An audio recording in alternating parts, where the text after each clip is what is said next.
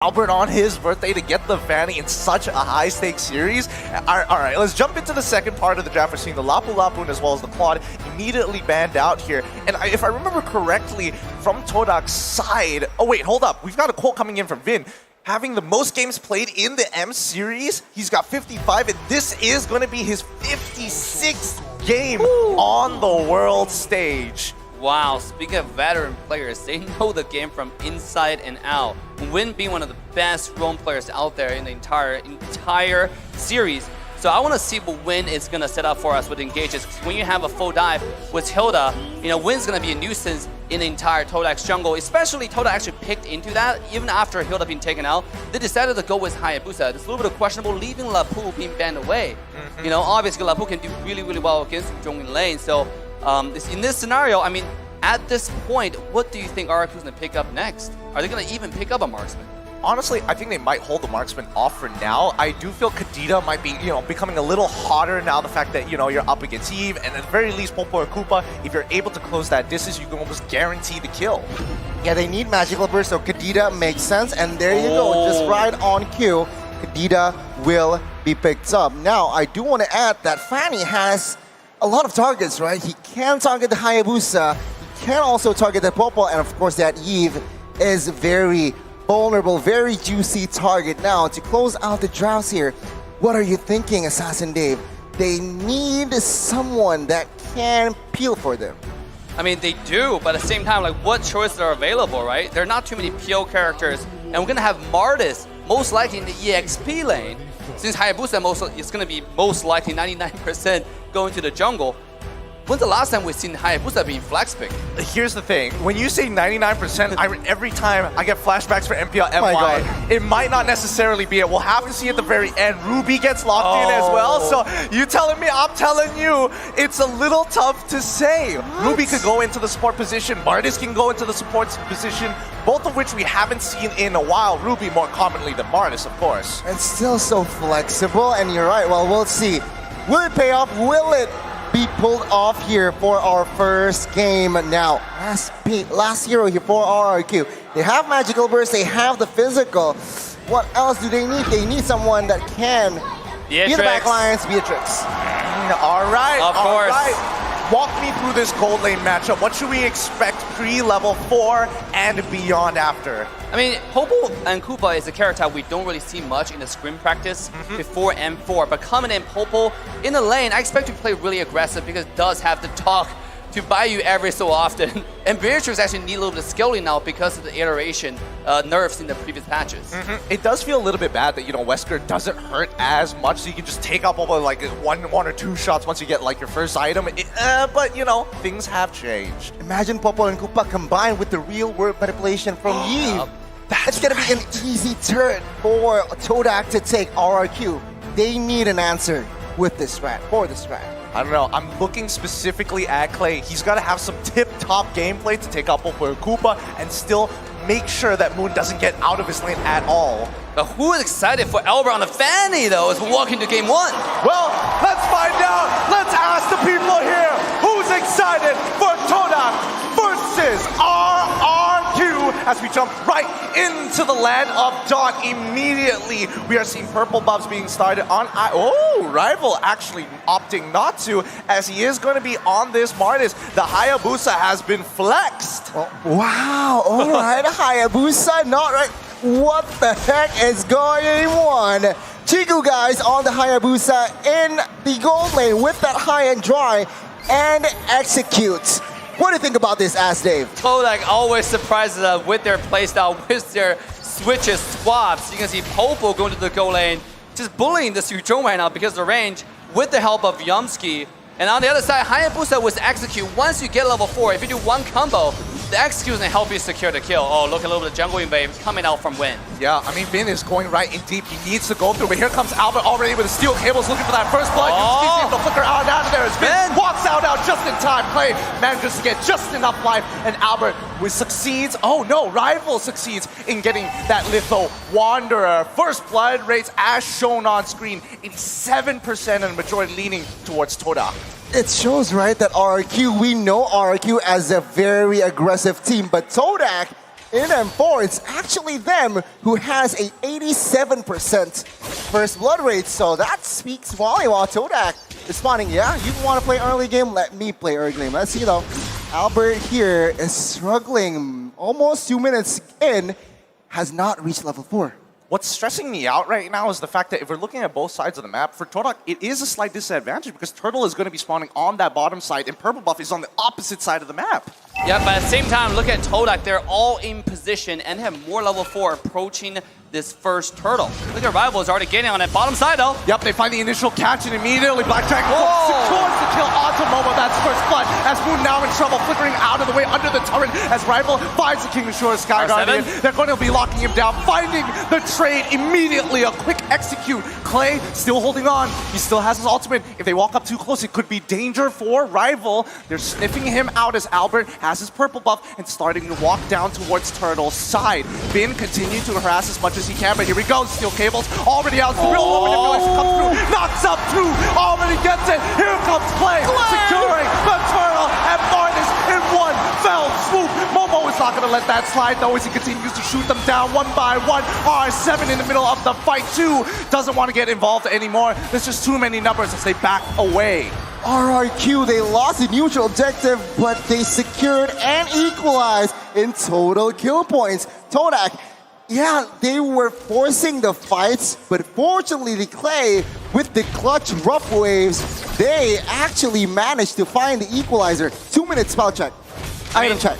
Yumski, what a play on a Ruby there. He waited for Albert to come in, and a beautiful execution of skill 2 to stop him mid-flight.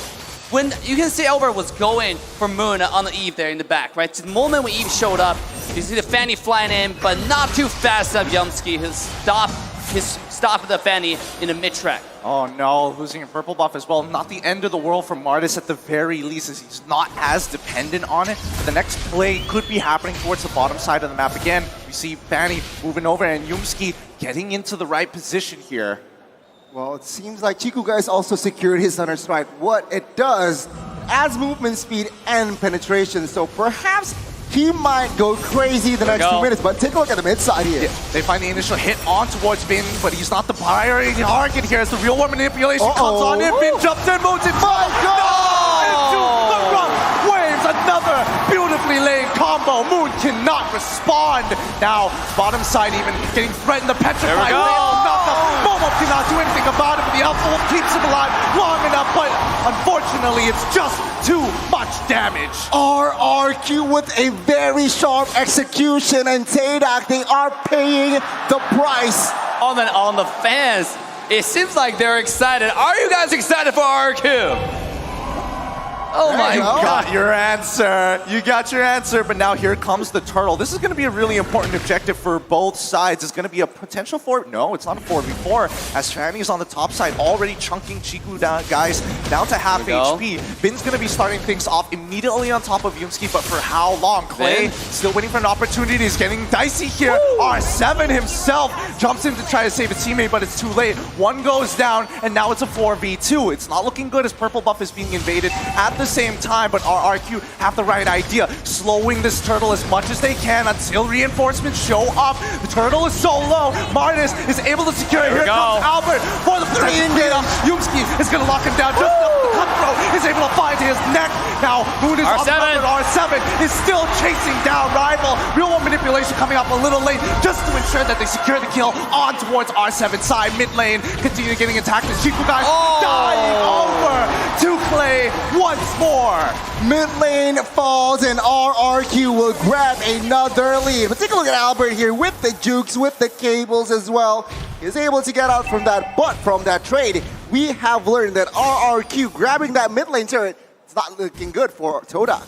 Not, and also the Hayabusa switch to the EXP lane has not been paying them any dividends. You can see so far, just get absolutely decimated by the Hilda CC plus Beatrix. Beatrix is scaling up already. Let's take a look at Moon. Moon has now reached 300 assists, ranked number 3rd in the most assists in M series. what? Only third? I'm thinking about how many more number 1 and number 2 have in terms of assists at this stage of the game. But with 55 seconds on the clock here, walk me through the potential fight. Wait, hold on. The catch out to Finn. Immediately, the I'm offended comes on through.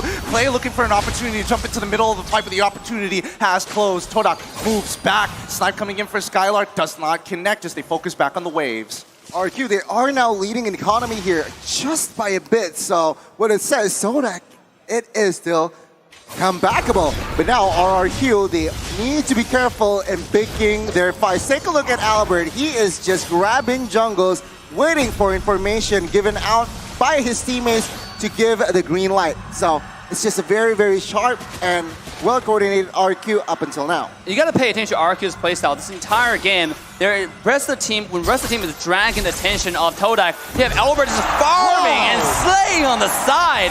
Not only did he steal buff, he's able to find a pick here and there. This guy is absolutely popping off today. Oh, he got Chiku on a really good timing while he's clearing the wave, and he didn't have the Oki shadow kill, so really nicely played coming in for Albert. This is going to relieve a lot of pressure on that back line. Now let's see, Turtle is going to be started up. Vin once again being in that front line, trying to bait out as many abilities as possible, but R7 pushing out that mid lane, forcing Todak to give this objective up. Rival, he's thinking about it. Does he want to jump on in to try for a steal? No, he backs off. There's nothing much that he can do at this point, but the Malefic Roar purchase coming in from Chiku going back into his lane. They have to calm down. In hindsight, I thought it was really smart for that switch, but now I kind of don't see the point here. You have Hayabusa is so prio, but in the goal lane, but let's see an in-game. Waves coming up, Rival's too tanky. He's still holding on. How much more damage can he take? With the Petrify, finds the kill with Albert following up. Albert! Real weapon manipulation already coming up. Moon is going to get knocked and instantly taken out by Skylar once again. Bang, bang, bang. 3 bodies in the land of Dawn, and RRQ will expand their lead and space with 70 seconds for that first Lord to be up.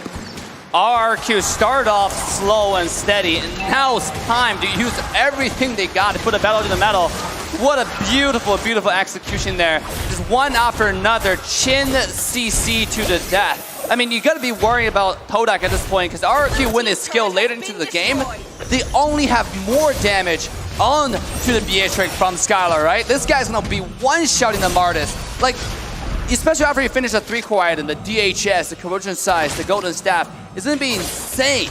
It's going to be a little too much indeed. Like, look at that. Yumski just eating it. He's too low. He's got to back off for now, but with this 4.4k lead coming in from RRQ, they've been against this matchup against Todak multiple times. They know their habits, their even dirty little secrets. This is what I feel like. I'm not sure, but take a look at top side with the Petrify. Chiku guys with that shadow, no quad shadow, can still escape. But I do want to touch on, the composition from Todak. They lack peel.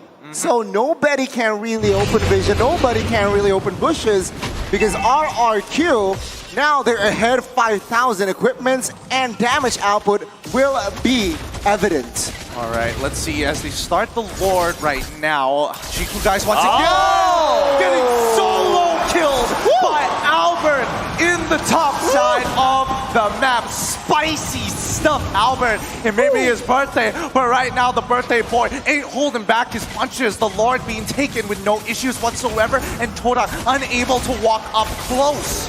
Yes, what a play there from Albert. See, when you have Hayabusa silent, the biggest problem is right now he's falling behind on split push. Right, the strength of Hayabusa can go in and out into different lanes, different situations. But in this case, the Hayabusa is kind of stuck in the side lane, so there's no surprises going to the RRQ side. Personally, I want to speak to you, Dave, about this Hayabusa, right? You played a lot of it. You have many games. When should we expect this Hayabusa to really start popping off and actually participating in these fights? I mean, look at the Hayabusa's item. He still has not finished the Blade of Despair. Right now, who can you really kill? Right, Fanny is almost untouchable. Clay is always invisible, right? The moment he shows up is the moment you go to the dark screen, the black and white screen, right? Vin is unkillable as well, so and R7 is only going for a backline. At this point, the Hayabusa's value is only diminishing. And also, to add to that, take a look at the items. Fanny built Dreadnought armor for Hayabusa Shadow kills as well. Wind of Nature also secured by that Beatrix. So again, the power from Hayabusa is just very, very negated. Let's see though, the push. Oh, this is going to be really difficult here. Todak right now falling behind at a 7.7k deficit. This Lord is going to be punching on through. Here we go. They find a hook onto Bin. They secure the kill with a chain CC, but here comes Play. Trying to make the play on towards Momo's side. Unfortunately, does not complete the execution. But the does onto Yumski. Once again, one-shotting Moon and getting back out perfectly as Nibiru's passion is already unleashed. Here comes Momo jumping into the middle of the fight as R7 opens things up and looking to zone them away. 2 members down, traded for 1, and an inhibitor turret falls into the hands of RRQ, extending the lead, but he's not done with it yet. Winds of Nature already popped immediately, and that doesn't mean anything. Chiku, guys, unfortunately the OP Shadow Kill does not do much. A good defense, but a better offense here shown by RRQ. They took the baser top side and they grabbed almost a 10,000 gold lead in economy. RRQ, they are disciplined. They see no objectives on the board, so they back off. Yup, Yumski once again trying to open up the map, getting that information his team so desperately needs right now. And immediately you're seeing the snowball effect coming out from RRQ side. Snipe? Nah, it doesn't connect just yet. I mean, at this point, RRQ is playing patiently, right? Even if you, the conceal play. Here we go. They find it immediately, going for the pop-up play as well. Gets caught out, but 3 go down in return. Immediately, Skylar making the difference and a complete wipeout. RRQ initiate and end the fight. They can end Gideon. They can end Assassin Dave. Take a look at the top side. Minions, they're doing it. They're doing it. It's over already. Nobody's going to be able to get back in time. The wave for even Skylar switching over to Bennett. It's done. That's game 1. Going over to RRQ. Luminous Lord already spotted, but who needs it? GG, well played to RRQ Hoshi. Game 1, it's gonna fall to the hands of the Kings of Kings. RRQ Hoshi taking game 1. Why do you let Fanny out for Albert? You know, that is the biggest mistake ever. This guy is an absolute monster. He defies all laws of physics. Go into your base, diving. Usually we expect a step-by-step standard push onto the high ground tower, but when Albert plays Fanny, I can't ignore all of that. I'm just gonna go in 1v5, take down a mid laner, go to the bottom side and fly